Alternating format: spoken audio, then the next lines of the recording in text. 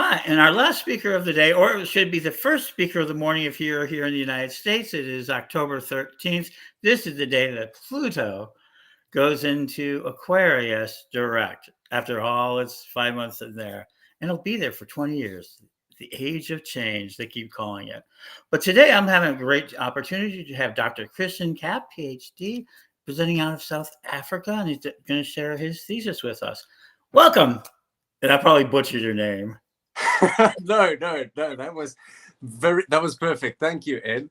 I appreciate the opportunity to share this the sentiments and some of my my research with you. I'm very excited. This presentation, I actually had the opportunity of presenting earlier this year in April at a university in France, the École Pratique d'Haute Étude, in collaboration with the Institut du Monde des Africains, I think, the Institute of African Knowledge Systems, which was very wonderful. And so this attempt is merely to explore and discuss the ideas of what is currently happening in South Africa with regards to the, what do you call it, alternative religious movements in Southern Africa. I know my colleague Damon spoke a lot about the Witchcraft Suppression Act, which is also something I will endeavor to, although my focus is a bit more holistic in terms of the sort of approach in general of the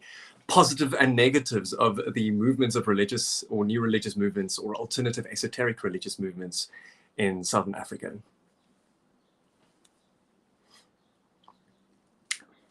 So for those of you who don't know me, as Ed introduced me, my name is Dr. Tristán Kapp, and I am a research associate as well as now recently appointed associate editor of the Journal for the Study of Religion, affiliated with the Association for the Study of Religion in Southern Africa. Also a research associate in the Department of Religion Studies at the University of Pretoria, and the interfaith officer and spokesperson for the South African Pagan Rights Alliance. I am incredibly honored to have this opportunity to address you today, and I want to thank Ed and Mary and all of the other individuals whose names I can't remember right now because my memory is terrible and I'm not a morning person.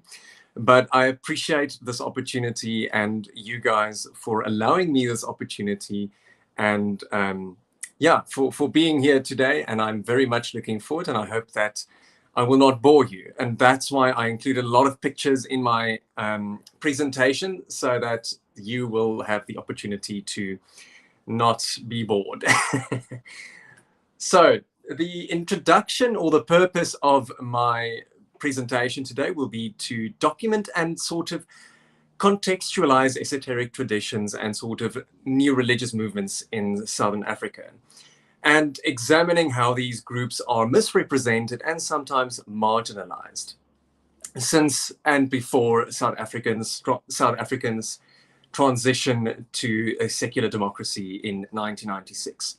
The presence of robust constitutional protections amid a predominantly Christo-normative society, despite allowing religious freedoms, has, you know, in my opinion, has, you know, been somewhat limited in a lot of instances. And that is why I have decided to map this discussion, because of the fact that South Africa, when we talk about religion, it tends to sort of not move past Christo-normativity, despite the fact that we have, since 1996, and even before 1996, have a quite predominant, I believe, presence of alternative religious movements in Southern Africa. And this presentation, I have both adopted for the Pagan World Congress, as well as a previous presentation opportunity I had at French University, the École Pratique d'Haute Étude in France, which I was very honored to be invited to deliver a lecture on this very same topic.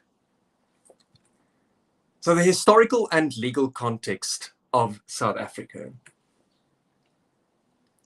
South Africa is known for its revolutionary constitution worldwide, specifically because of its fair, just, and comprehensive human rights legislation encapsulated in its Chapter 2 Bill of Rights, which not only guarantees freedom of speech, academia, and association, but also freedom of religion, belief, and opinion. However, despite such progressive legislation, and our country being among the first to legalize same-sex marriage, for example, these democratic institutions protected by the CRL, Cultural, Linguistics and Religious Rights Commission, in addition to the HRCSA, or Human Rights Commission of Southern Africa, remains unreflected in broader society. Due to South Africa's Christian normativity being one of the countries in the global south with the largest Christian population, totaling 85% of the population, according to recent studies, marginalized identities and spiritualities remain controversial, with individuals who identify as either pagan, Wiccan, esoteric, or satanic, who remain stigmatized and risk discrimination or ostracization from families, friends, and workplaces.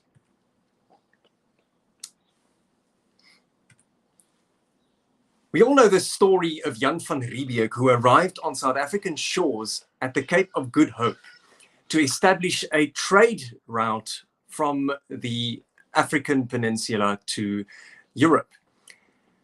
Yet what is not often focused on is, in the mid-17th century, Christian theology arrived in South Africa. Thanks to the Dutch East India Company, who shortly after their arrival invited French Protestant refugees following John Calvin fleeing persecution to come and settle in South Africa to strengthen colonial ranks. Simultaneously, they brought their own flavors of divinely sanctioned Christian Eurocentrism.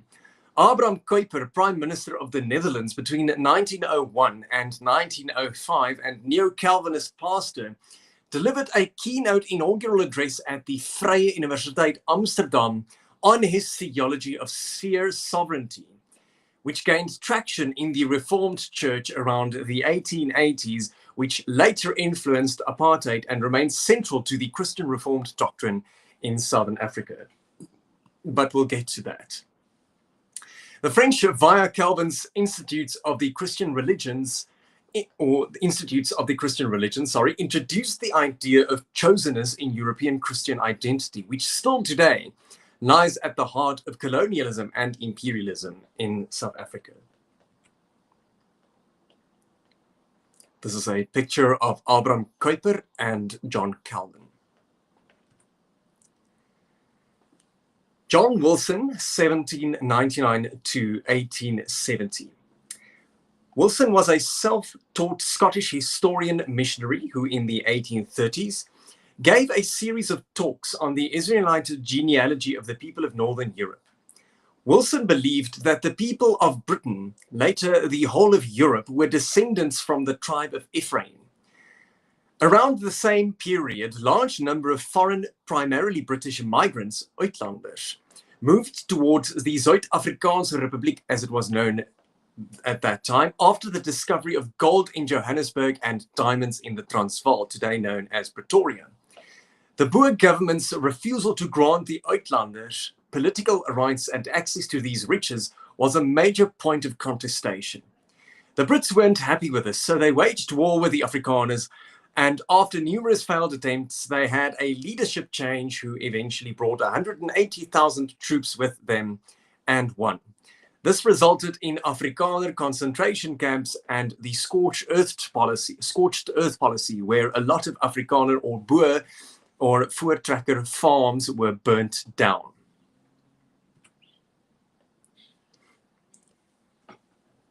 The Witchcraft Suppression Act of 1895 was a colonial-era British law enacted in the Cape Colony, now part of South Africa, to criminalize practices associated with witchcraft and traditional African beliefs.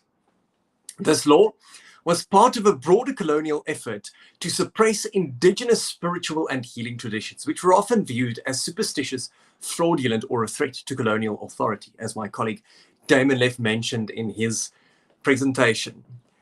The act made it illegal to practice, claim to practice, or accuse others of practicing witchcraft. This included traditional divination, the use of charms, and any activity deemed to involve supernatural powers. Accusing someone of being a witch was also criminalized, reflecting colonial concerns over witch hunts and social disorder within African communities or slave communities, or colonies rather. The law functioned as a tool to undermine African traditional healers, for example, like Isangoma or Inyanga, which is examples of names for traditional healers in South Africa, and replace indigenous justice systems with colonial courts. Punishment ranged from fines to imprisonment depending on the severity of the offense. The act disrupted African spiritual and healing traditions by delegitimizing traditional knowledge systems. It therefore forced many practitioners to go underground, therefore reinforcing colonial perceptions of African beliefs as primitive and dangerous. Despite the Witchcraft Suppression Act of 1895, primarily targeting African traditional healing systems and indigenous spiritual practices, its broader colonial agenda was suppressing non-Western knowledge systems, or non-Christian knowledge systems, rather. It also, therefore, had an indirect implication for Afrikaner folk medicine, or boererate, which literally translates to farmer remedies. Emerging from a blend of European folk healing, indigenous Khoi and San knowledge, and Christian mysticism. Boererate flourished in rural Afrikaner communities, particularly during the Second Anglo-Boer War, otherwise known as the Second Freedom War between 1899 and 1902, when access to formal medicine was limited in British concentration camps. The suppression of Boere healing practices paralleled the criminalization of indigenous spiritual traditions under laws like the Witchcraft Suppression Act. As a result, Boer women turned to secrecy and subterfuge to continue treating the sick. This mirrored similar historical trends where outlawed knowledge systems gained symbolic resistance power instead of being erased. See, for example, Tant Mim Fisher's Kamp Dagboek or Camp Diary, or rather, as we translate it in English, Aunt Mim Fisher's Camp Diary, May 1901 to August 1902. Johanna Brandt, photo attached, was one of the most prominent figures associated with boererate and natural healing. She was born in 1876 and passed away in 1964. Not only as a preacher's wife, Christian nationalist, writer, and later well-known advocate of alternative medicine, Brandt chronicled her experiences in British concentration camps, where she witnessed firsthand the suffering caused by disease and malnutrition. She developed a strong belief in natural remedies and later in 1927 published The Great Cure, promoting alternative healing based on nature and diets involving fasting.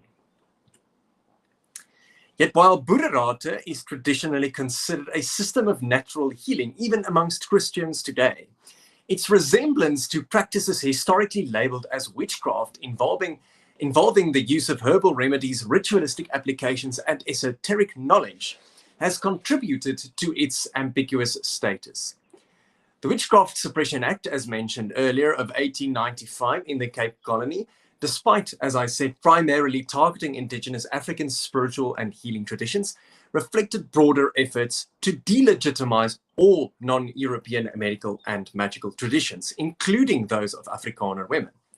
Historically, therefore, many healing traditions, both European and African, were based on sympathetic magic, which operates on the principle like affects like. This concept was common in European folk medicine before the Aufklärung or Enlightenment era, and remnants of these beliefs converged with boererate. Johanna Brandt's The Great Cure not only promoted fasting and natural remedies, but it also included vibrational healing, similar to esoteric traditions such as Reiki and pranic healing. Additionally, Brandt believed in spiritual purification through diet, a concept that aligns with asceticism, the works of Austrian occultist Rudolf Steiner, and the Indian Ayurveda. Brandt's emphasis on alternative knowledge systems and natural healing also placed her at odds with mainstream medical science, such as like how witches and cunning folk, i.e., for example, African American conjure, were historically marginalized. From an esoteric perspective, boererate, therefore, despite still being widely practiced among Afrikaner Christians today, incorporates magical thinking, superstition, symbolic healing, and ritualistic elements inherent to pagan folk magic, witchcraft, and various occult traditions such as white magic.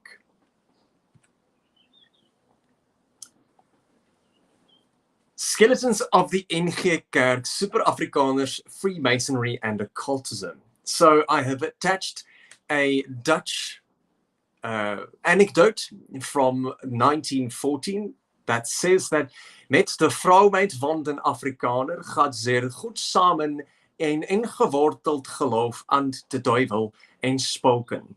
Ja, zo diep wortelt het geloof in spoken dat men er openlijk vooruitkomt. Als bijgeloof wordt het nauwelijks gerekend.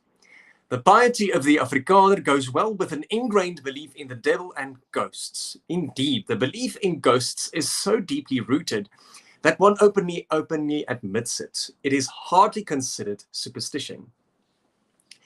Johannes Bertus de Villiers, former lecturer in journalism at the University of Stellenbosch, compiled the most comprehensive historiography on this.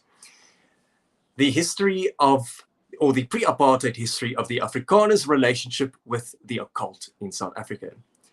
De Villiers covers timelines ranging from the Anglo-Boer War to the late 1980s Afrikaner Broederbond, or the Afrikaner Brotherhood, a male fraternity in the 1980s, in about 351 pages. Between 1870 and 1980 emerges a complex tapestry of spiritualism, esoteric interests, and occult societies among Afrikaner figures, writers, generals, and statesmen, including literature engaging with or being associated with occult and spiritualist movements or practices. During the late 19th and early 20th century, South Africa, like many parts of the Western world, experienced an occult revival of its own, marked by a fascination with occulture, like seances, spirit communication, divination, Freemasonry, and occult knowledge. Afrikaner society, despite deeply rooted in Reformed Calvinism, exhibited a complex interpolation and relationship with these movements. While mainstream religious institutions such as the NG Kerk, otherwise known as the DR or Dutch Reformed Church, often viewed occult practices with suspicion, a segment of the Afrikaner community or population continued to explore alternative spiritual healing practices. This exploration can be seen as a response to the socio-cultural upheavals of the time, including colonialism and the Anglo-Boer War, or so-called freedom wars, leading individuals to seek meaning beyond conventional religious frameworks. A famous figure, for example, in Afrikaner culture was Siener or Nicolaas van Rensburg, who was one of the most prominent historical seers in the Afrikaner tradition, who, according to legends, was a sort of an advisor to General Koos Tellerey during the Freedom Wars or Boer Wars. Die Huisgenoot and Die Brandwag, for example, were prominent Afrikaner tabloid publications which, during this period, served as popular resources for Afrikaans cultural, literary, and societal discourse. Therefore, in tandem, they sometimes featured articles on spiritualism, esoteric practices, and profiles of individuals involved in such movements.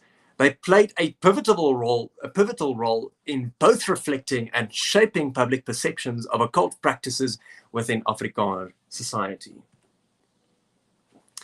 Some notable Afrikaner literary and cultural figures were such as C.J. Langenhoven, C. Louis Leipold, Etienne Leroux, and G.A. Watermeyer, alongside contemporaries like J.S. Rabie and Bartu Smit, who were collectively influenced by the esoteric fin de siècle or cultural undercurrents of their time. Another example is journalist Helen Rabie, or Helene Rabie, author of My Life as a Diviner or My Lewe as 'n Siener, and contributor to the esoteric magazine called Odyssey, which still operates today. She documented her seances with UFO claimant Elizabeth Klarer and spiritualist writer Thys Sadi. It is worth noting that Elizabeth Klarer was the very first documented case of a person encountering or espousing to encounter extraterrestrial individuals and figures. A South African woman and esoteric celebrity later. Later on, there was also Phil Botha, once known as Magus Thor Auna, who claimed to be South Africa's first high priest of Satan in 1951 before reinventing himself as a Christian doctor of psychology. Even children's media reflected these sort of undercurrents. Verna Vels' stories of the bumbling witch Lavinia, which began as a radio tale and later aired on SABC, the South African Broadcasting Corporation television, shaping the imagination of many Christian Afrikaans-speaking children in South Africa. Such as myself, I grew up with these stories as a young boy. These diverse engagements with the occult and spiritualist ideas among Afrikaners can be seen as responses to shifting social identities and existential uncertainty, a means of resilience, self-expression, and religious experimentation with the taboo. Between 1870 and 1980, Afrikaner involvement with esotericism, from Siener van Rensburg's visions to Louis Leipold's mystical prose and Rabi's spiritual journalism, reveals a culture negotiating with the tension between tradition and transgression. Publications like Die Huisgenoot and Die Brandwag captured this interplay, chronicling a society seeking meaning at the crossroads of faith, modernity, and the occult. Now, the earlier Colonial Witchcraft Suppression Act was directly incorporated into the jurisprudence of unionized South Africa when the British Empire and South Africa essentially became a union government, giving birth to the Witchcraft Suppression Act 3 of 1957, an apartheid-era South African law that further criminalized various practices related to witchcraft, sorcery, and accusations of witchcraft. Despite enacted during the apartheid era, it endures into the present day. In its apartheid context, the law was designed to suppress traditional African or Bantu spiritual practices, particularly those involving witchcraft, healing, and/or ancestral veneration, reflecting both British colonial and Afrikaner Christian Calvinist influences on South African legal frameworks.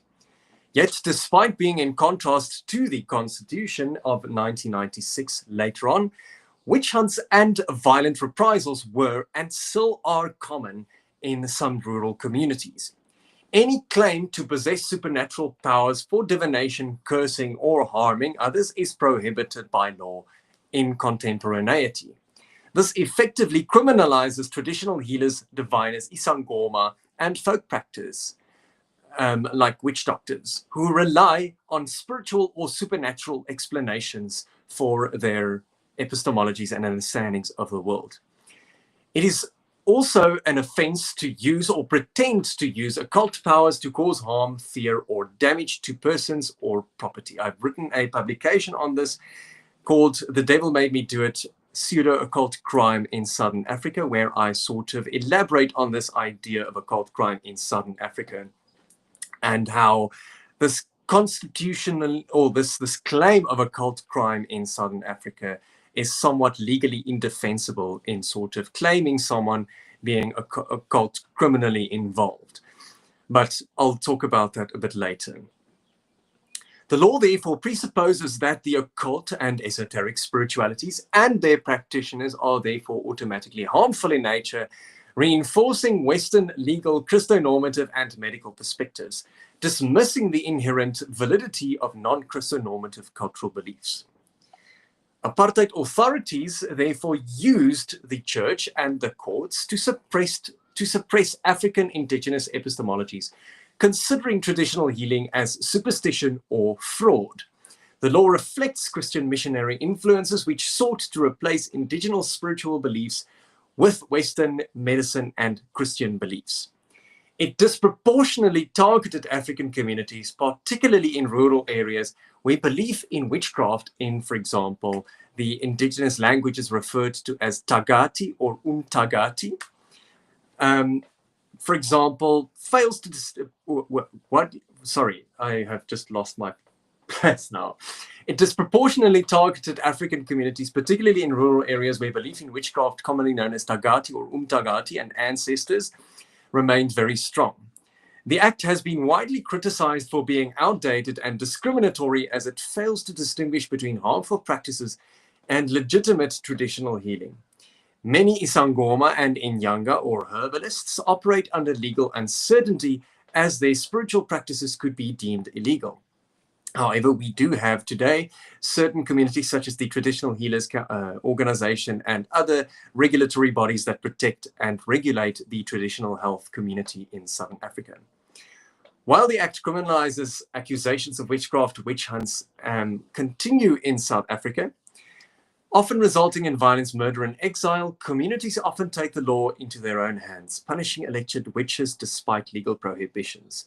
The Act clashes, therefore, with constitutional rights to freedom of religion and cultural expression in post-apartheid South Africa. Critics therefore argue that it reflects colonial-era biases, failing to acknowledge the legitimacy of African spiritual traditions.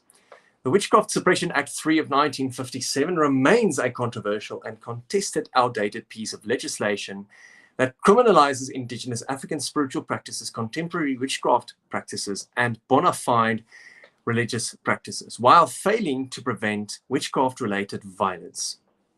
Calls for reform, therefore, highlight the need for a legal framework that respects cultural beliefs while protecting individuals from harm and false accusations. The South African Pagan Rights Alliance has been at the forefront of this discourse. Apartheid's dying woes, Satanists, witches, and Isangoma. During the late 1980s and early 1990s, South Africa witnessed a surge in public concern over alleged satanic activities. This phenomenon was nearing the end of apartheid, where there was a widespread fear of communists and black majority rule, and it mirrored similar satanic panics occurring globally. However, instead of South Africa's satanic panic being a diffusionist phenomenon, as some people might perceive, it was uniquely influenced by the nation's socio-political context. Sensationalist media coverage amplified fears, often depicting youth subcultures such as heavy metal music fans and those interested in alternative spiritualities as being involved in Satanism. These portrayals contributed to a climate of fear and suspicion. In response to this growing public anxiety, the South African Police Service was the very first of its kind in the entire globe, which established an occult-related crimes unit, founded by Colonel Kobus Jonker, known as Donker Jonker, or the Hound of God, a born-again Christian, and which spearheaded the unit to investigate crimes purportedly linked to the occult. Jonker, also known as Donker Jonker or God's Detective, led the unit until his retirement in 2001, and then the unit's creation was influenced by prevailing moral panic and reflected societal fears of the time. Titles like Satanism Exposed by Kobus Jonker and other sensationalist works portrayed occult crime as a national crisis and a threat to white Christianity. Many works combined eyewitness accounts with religious polemicism and often lacking rigorous evidence, but proving highly exaggerated, influential claims in stoking public fears. Jonker also authored books like Youth and Satanism Exposed, as well as Satanism in South Africa, which argued that occult practices were directly linked to rising crime and social decay in South Africa.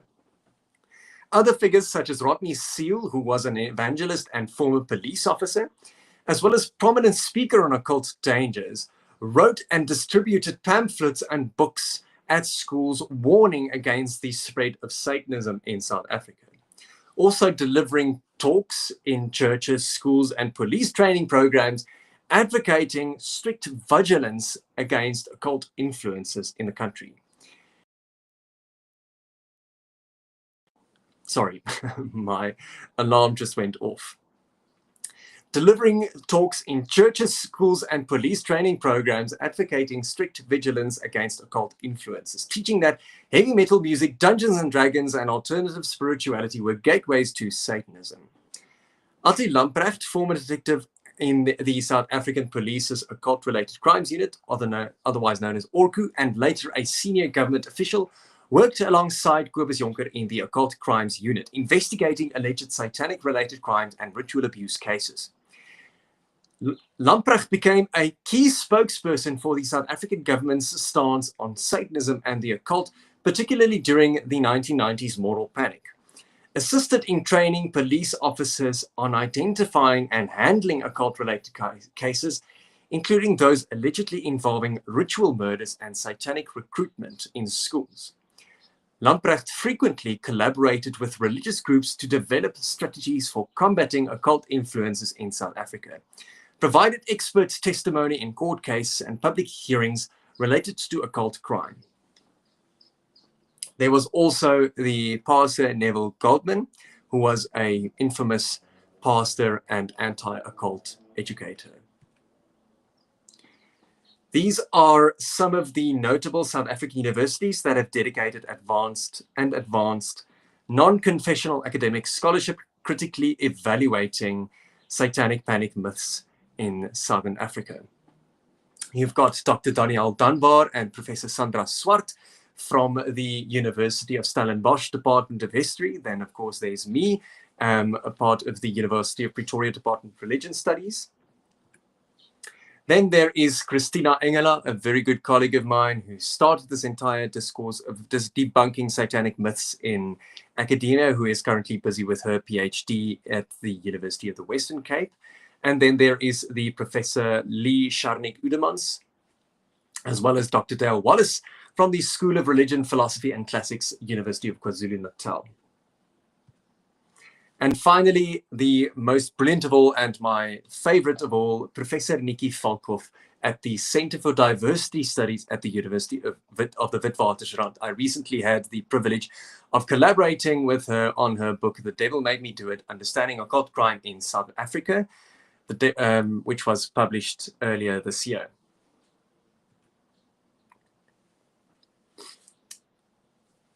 Satanism in post-apartheid South Africa, academia and moral panic evangelists. The period from the 1980s to 1996 in South Africa is remembered as one in which the fear of occult crime and Satanism became a potent social force. Tabloid headlines and articles in publications such as Die Huisgenoot amplified fears by reporting on alleged ritual crimes, occult gatherings, and satanic influence among youth subcultures. Remember, we spoke earlier about The Housemate as one of the main publications that's contributed to a societal zeitgeist on the occult. Again, in this sort of period, it sort of took a different stance and amplified fears. Reports often linked heavy metal music, alternative spiritual practices, and even certain youth fashions to Satanism. The last years of apartheid and the turbulent transition period heightened social anxieties. For segments of a deeply conservative, predominantly white population, occult claims became intertwined with broader fears about societal decay, moral relativism, and the perceived collapse of traditional values and a fear of communism. Similar to global satanic panics, local narratives emphasized a hidden network or a hidden cabal of ritualistic crime and demonic worship. These narratives provided a convenient scapegoat amid socio-political unrest. Some scholars and theologians critiqued the conflation of genuine criminality with alternative spiritual practices, arguing that panic was fueled by ideological biases rather than verifiable evidence. These debates were reflected in both academic journals and public sermons. However, anti-occult figures such as Kobus Jonker, Rodney Seal, and others played central roles in shaping public perceptions on this matter, which still endure to this day. The creation and actions of the SA Police's Occult Crimes Unit, led by figures with strong religious convictions, exemplified the state's attempt to address and sometimes exaggerate these perceived threats. Together, these dynamics illustrate how a combination of fear and controversy surrounding occult practices during a turbulent time in South African history marked the adoption of the Constitution in 1996, which marked a fundamental shift in the country's legal and political landscape, particularly regarding these phenomena. As a result, under Section 15, all individuals were guaranteed the right to hold and practice religious or non-religious belief without fear of persecution or discrimination. This provision had significant legal, social, and political consequences, particularly in undoing apartheid-era religious hegemony, challenging anti-occult laws, and ensuring greater religious plurality. Tradition or transgression. Freedom of religion, belief, and opinion, the impact of Section 15 of the South African Constitution. Section 15 of the South African Constitution, as I mentioned earlier, guarantees the right to freedom of religion, belief, and opinion, providing a legal foundation for diverse religious expressions. This constitutional protection has significantly impacted organizations such as the Pagan Federation of South Africa, South African Pagan Rights Alliance, South African Pagan Council, as well as others. The PFSA, for example, is a league of members with varying beliefs and practices, including but not limited to witchcraft, Druidry, shamanism, asatru, and Celtic paganism. And its application is open to all individuals and or groups who align themselves to the principles and goals stated in their constitution. Its first annual National General Conference took place in Cape Town in June 1996, at which Donna Vos was elected as its first president. Norman Geldenhuys, Quasimodo, took over as president from Vos in 1999 until 2006.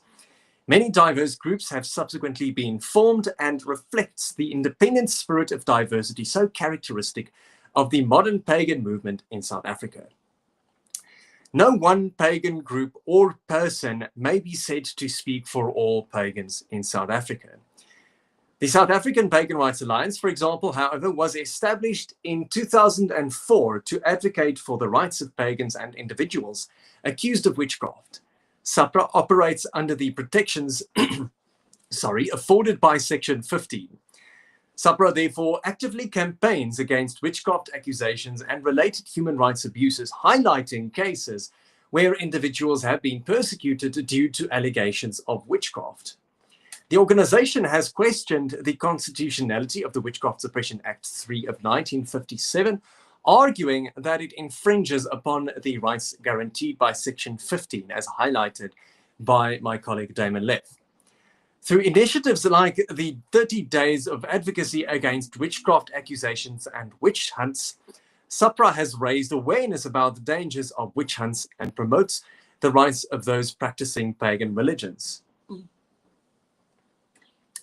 The SAPC, which is the South African Pagan Council, was inaugurated alongside SAPRA in 2006 and identifies as a unifying body of like-minded pagans with a vision of cooperative unity. With this in mind, they encourage the cross-pollination of groups and individuals, always remembering to respect each other's traditions without attempting to reinforce their own. In September 2007, many representatives of existing South African pagan covens and organizations met in Melville, Johannesburg, to discuss the imminent threat of the Witchcraft Suppression Bill.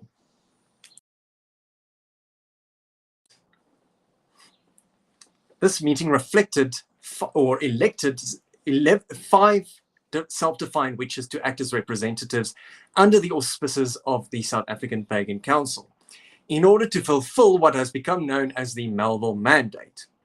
The Melville Mandate sought to initiate urgent legislative reform to the Witchcraft Suppression Act in order to prevent any further or future unfair discrimination and prejudice against citizens of a free and democratic country founded on the recognition of human dignity, equality for all, irrespective of religion or belief, and the advancement of human rights and freedoms for all South African citizens equally. The Melville Mandate also sought to reclaim the terms witch and witchcraft within a modern pagan framework, and its representatives were tasked with fulfilling the goal of reclaiming through various educational and other processes, including the possible establishment of a formal commission of inquiry to investigate ongoing violence against innocent persons accused of practicing witchcraft.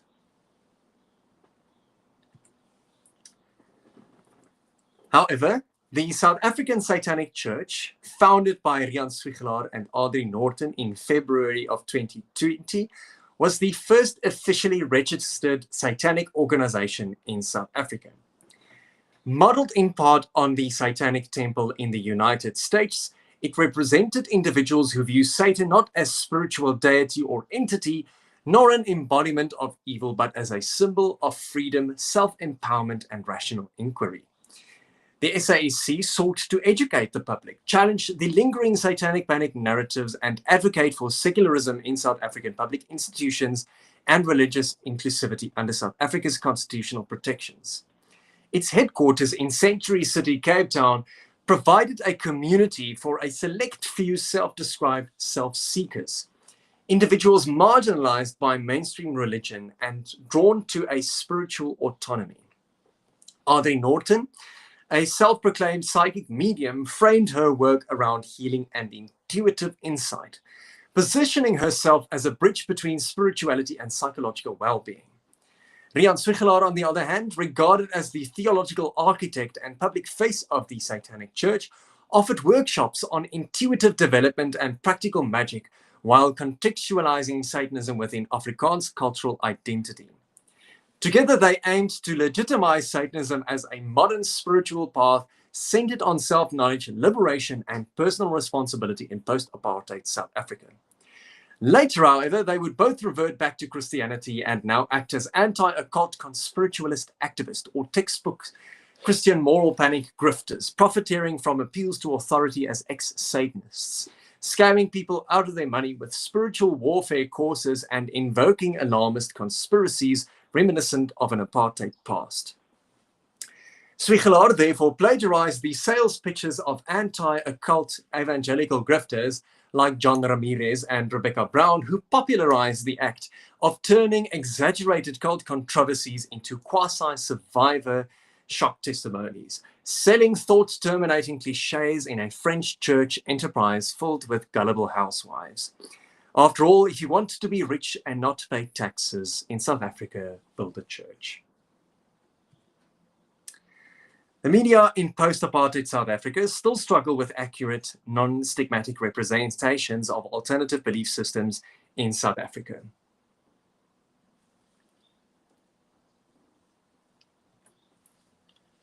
After its registration in February 2020, the South African Satanic Church sought to expand beyond its Cape Town base by creating regional chapters to decentralize leadership, support local communities, and promote religious pluralism in a climate of moral panic. The Gauteng chapter, which I led as head reverend from Pretoria, became the most active and visible branch, using public education, scholarship, and video readings, as well as media engagement to demystify Satanism and the occult, as well as lend academic credibility to the movement. It was also the only chapter to host in-person gatherings, most notably the Satanic Braai, which is a satanic barbecue, ironically enough. No animals were harmed in the process, and we also included vegans, creating a rare space for open dialogue and inclusion. The Port Elizabeth chapter, later, chapter headed by researcher Christina Engela, remained relatively inactive with few genuine members and limited public engagement. By January 2021, the SAEC dissolved all regional chapters, officially citing COVID-19 restrictions, but also reflecting internal leadership tensions, dwindling membership, and over-centralization.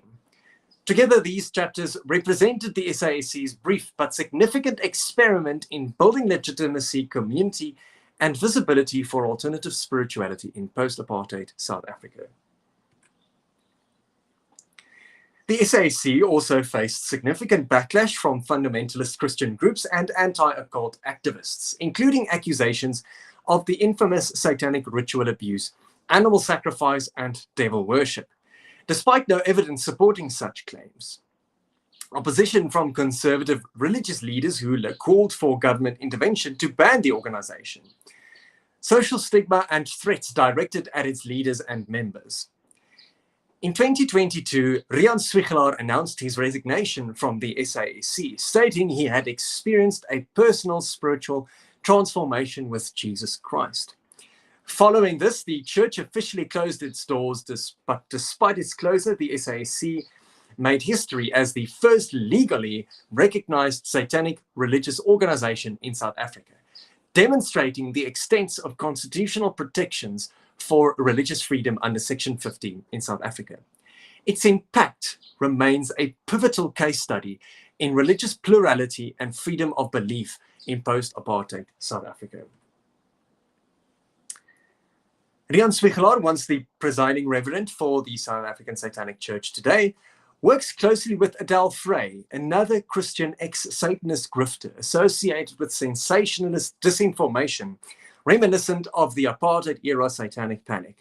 Their collaboration has been described as reviving debunked narratives that once fueled moral hysteria by exaggerating apartheid-era falsehoods of ritual crimes and occult activity from an occult elite.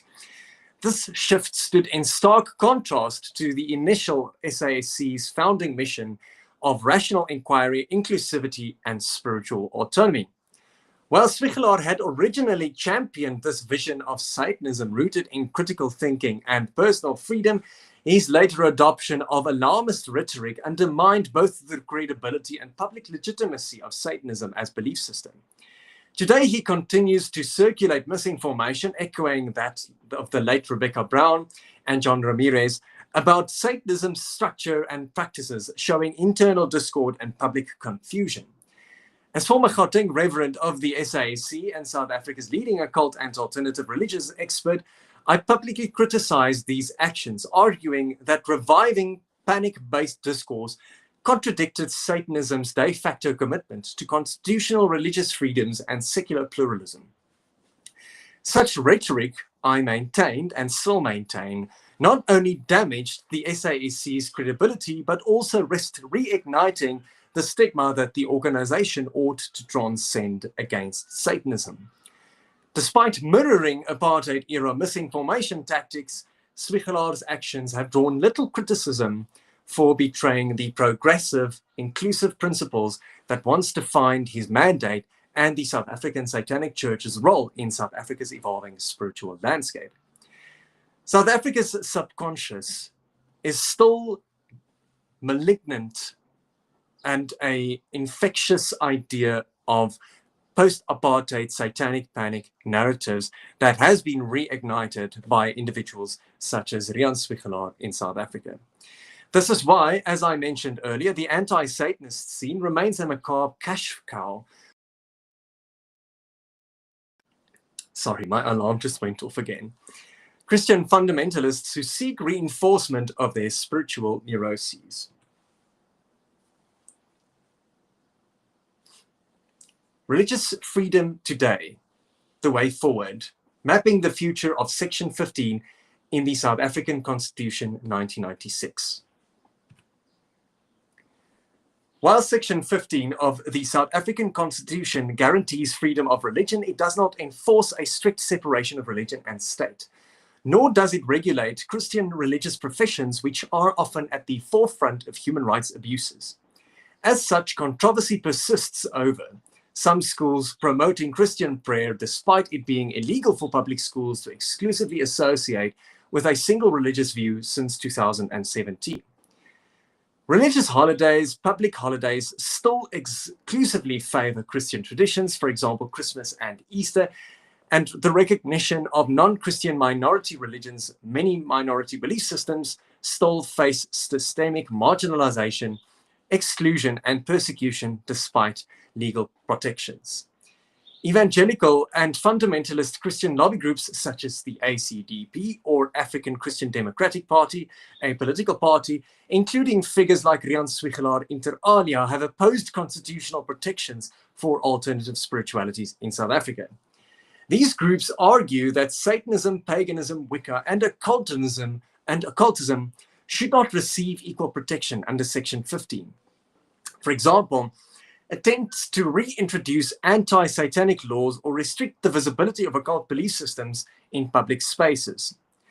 Religious freedom in South Africa sometimes also finds itself at odds with public discrimination, particularly regarding same-sex marriage or civil unions, legalized in 2006, but also opposed by many religious groups. LGBTQ individuals, just like religious minorities, are still being denied services by faith-based organizations and sometimes conflated with the influence of an occult cabal. Hate speech disguised as religious opinion, for example, pastors condemning homosexuality, lambasting Muslims, and harassing occult practitioners, still persist in post-1996 constitutional freedom South Africa. However, not all is bleak. Since 1996, numerous diverse pagan and non-pagan groups have emerged across South Africa, embodying the independent and pluralistic spirit that defines the country's modern esoteric movement. As I said earlier, also, no single person or organization can claim to represent all occultists or pagans in South Africa, which is a testament to the movement's diversity and autonomy. While some mainstream media coverage of paganism, Satanism, and witchcraft has become more balanced since 1996, much of it remains sensationalist and perpetuating stigma and misunderstandings. Meaningful public dialogue between occult practitioners and representatives of other faiths have yet to occur within mainstream media. Instead, public discourse about contemporary paganism and related traditions, typically reignited each year around Halloween, especially this year, October, continues to be dominated by Christian commentators whose views often rest on bias and misinformation. Headlines such as "Today the Witches Flew into Parliament" or "Satanic Halloween calendars" trivialize serious religious expression, reducing complex spiritual traditions to objects of ridicule or moral panic caricatures.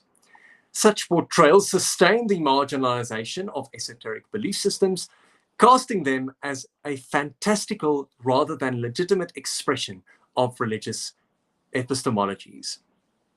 Yet, there are hopeful signs of change. Independent media initiatives such as the Wild Hunt and the South African Pagan Rights Alliance newsletters, in accompaniment with others, have helped foster a growing, diverse, and globally connected community of pagans and esotericists working to define and strengthen South Africa's esoteric community as a recognized minority religious epistemological community. In honor of all the occultists who have dedicated their energy to the growth of South Africa's public and private esoteric communities, I offer, in perfect love and perfect trust, a libation of blessing to their continued well-being. May all minority religions in South Africa flourish in peace and mutual respect. Examples of a few alternative religious organizations in South Africa: the Druids Order of South Africa, Pagan Freedom Day, South African Pagan Rights Alliance, and the rest. So, a secular way forward, tradition or transgression. Section 15 of the 1996 Constitution therefore still transformed South Africa from a Christian nationalist state under apartheid to a secular democracy that legally protects all religions and non-religious belief systems. This is why, among the groups championing secular discourses, is the South African Secular Society, who awards secularist advocacy annually and trains secular and inclusive marriage officiants. However, tensions remain, as I mentioned earlier, particularly as conservative religious groups continue to resist the full implications of religious pluralism, as well as the headache of South African paganism's growing neo-Nazi or esoteric fascist scene. Throughout this discussion, we have explored several themes around the historical, legal, and cultural dimensions of occult suppression and religious pluralism in South Africa, tracing its trajectory from colonial Christianity and legislation to modern-day satanic panic narratives to a relatively pluralist society. Key themes have therefore emerged, revealing the intersection of jurisprudence or law, spirituality, and misinformation online with new media, as well as the challenges faced by alternative religious movements in a still predominantly Christianized and New Democratic society. The study of occult suppression, esoteric fascination, and fascism, religious freedom, and satanic panic in South Africa reveals a centuries-old struggle between authoritarian religious hegemony and the right to freedom of belief and association in South Africa. Therefore, while the Constitution guarantees protection and South Africa being the host of the G20 Interfaith, the social and political realities in 2025 still show that religious minorities remain underrepresented and excluded from interfaith forums. As such, South African alternative and esoteric religions still have a long road to traverse towards true religious freedom. I thank you.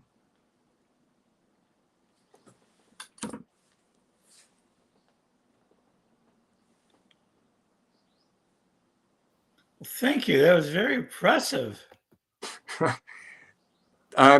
Did you manage to see my presentation and my video? Because at some stage I completely just went blank after an alarm of mine went off. I saw the whole thing. Okay, perfect. All right, and let me end the stream. Thank you, everybody, for attending. We'll be back at 10 o'clock this morning in the United States, Central Daylight Time, and we'll continue on with the Pagan World Conference for the final day. And join me at 2 p.m. tomorrow at Central Daylight for the closing speech. All right, thanks, folks.